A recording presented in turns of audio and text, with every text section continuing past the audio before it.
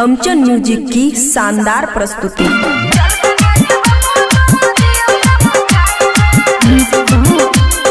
खुशी recording studio बलुआहा।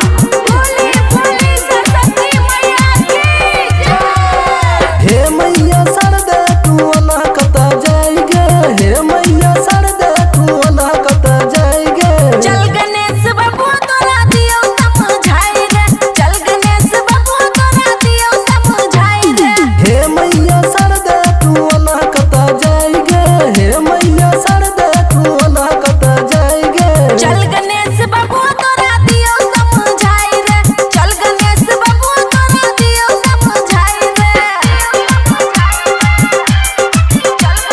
DJ Shiva वर्षम बोली बोली सरस्वती मैया की।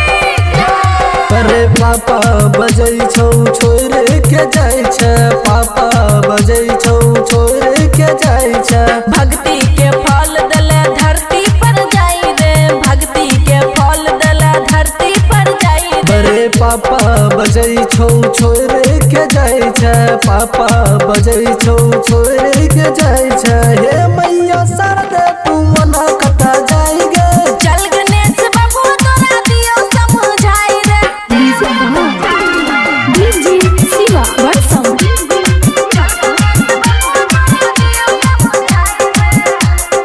बोली बोली सरस्वती मैया की।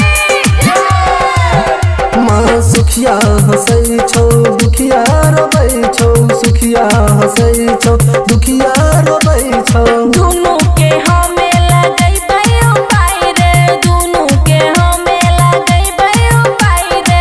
सुखिया हंसै छौ दुखिया रोबै छौ, सुखिया हंसै छौ दुखिया रोबै छौ। हे मैया सरदे